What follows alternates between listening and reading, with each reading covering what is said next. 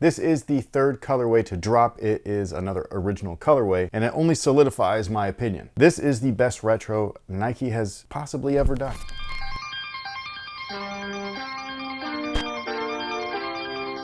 Hey, what's going on, guys? My name's Chris. Welcome back to the official WearTesters.com YouTube channel. Today we got a detailed look and breakdown on these bad boys right here. This is the Nike AirTech Challenge 2 Quick Strike in what is currently being called the Stone Blue colorway, despite the originals being considered clay blue. Now, this is the box, same box as the previous two original colorways that have released, the Racer Pink as well as the Hot Lavas, both of which we've reviewed, both of which are fantastic shoes. And before I forget, they do come equipped with the original Nike Air hang tag, which is something that some people were complaining about missing on the White Cement 2025 Air Jordan 4 release. Even though those did come with a Nike Air hang tag, it was the thin sheet plastic, whereas the originals came with one of these. Now, as far as the AirTech Challenge 2 is concerned, most of us should already know based off of our previous two videos. If you want the most history, I would check out the original video for the Hot Lavas. But these guys right here originally debuted in 1989. However, this particular colorway didn't see a release until 1990. This is a Tinker Hatfield special, so if you're looking at these and you're saying, hey, they look kind of familiar as far as the overall design language is concerned, you know, plastic lockdown wings, 4-foot plastic lockdown tabs, the overall sculpting of things, yes, they're reminiscent of, say, the Air Jordan 4,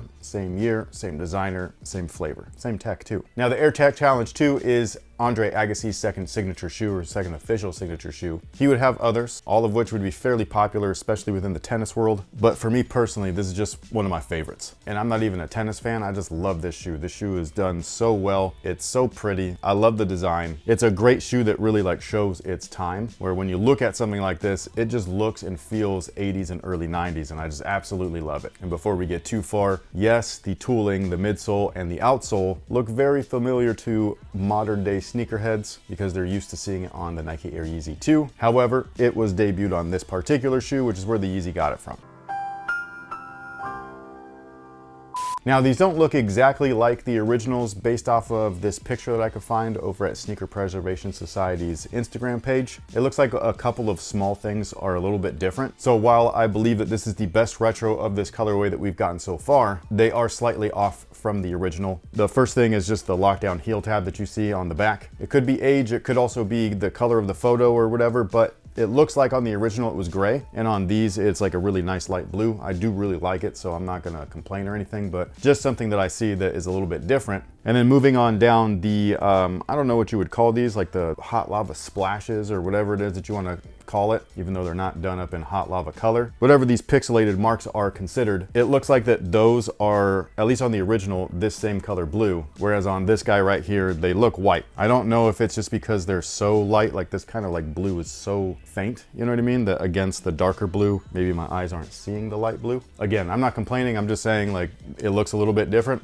I don't care, they look awesome, so yeah. Now, in terms of how many releases this particular colorway has received outside of the 1990 original, there was one in 2008, another in 2014, all of which, again, were considered clay blue. And then you fast forward to 2025, and again, we've got these bad boys right here, but they are being called stone blue instead of clay blue. But it is the same overall colorway. Now, as far as tech specs are concerned, look at this outsole, boy. This thing is beautiful. This is probably, I mean, I know that I say this a lot, but like this might be my favorite Nike outsole of all time. I just, for some reason, when I see this thing,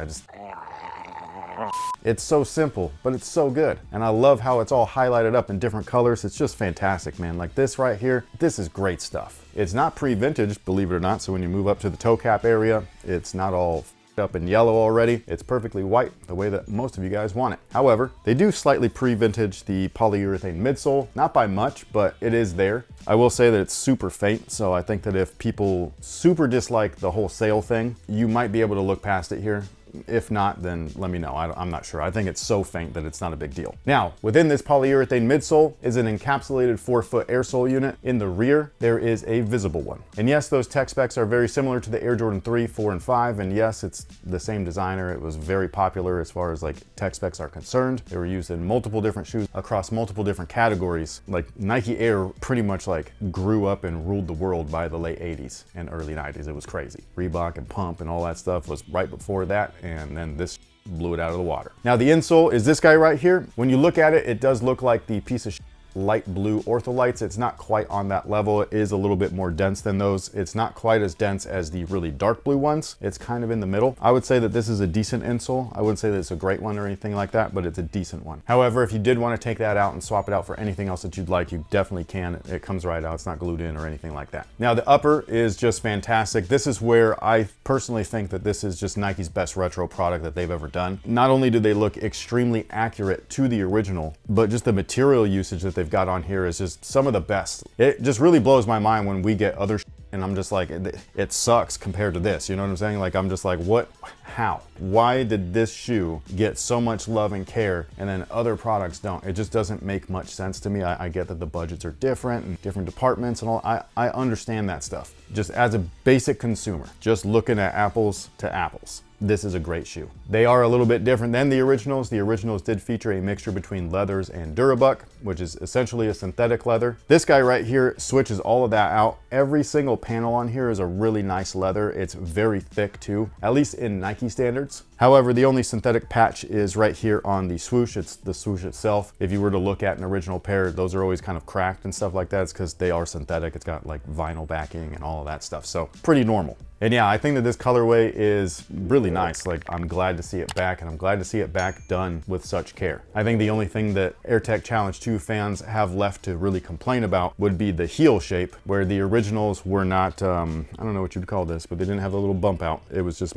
more straight, you know what I mean? So there wasn't this heel butt or something. I don't know what the hell to call it, but the heel bumps out a little bit away from the midsole. Not on the originals, but you know, it is what it is. The tongue is super comfortable. It's not extremely padded, but it's just padded enough. It's not like the last round retros where they were like really puffy and all that stuff. This is much more slimmed down. They look fantastic. The patch on there looks great. My only nitpick is that it does get dirty. Like, it's really hard to keep this tongue clean, but I ignore it. It's fine. In terms of sizing, they do fit true to size. Whatever you typically wear, that is exactly what I would recommend. If you're local to the Sacramento or Elk Grove area, make sure that you hit up Phenom, because they're gonna actually have these available on release day. If you are interested in what their release day procedures are, make sure that you follow them simply over at Instagram at Phenom Global. And with all of that being said, what is today's user submitted question of the day? Today's question might feel a little repetitive.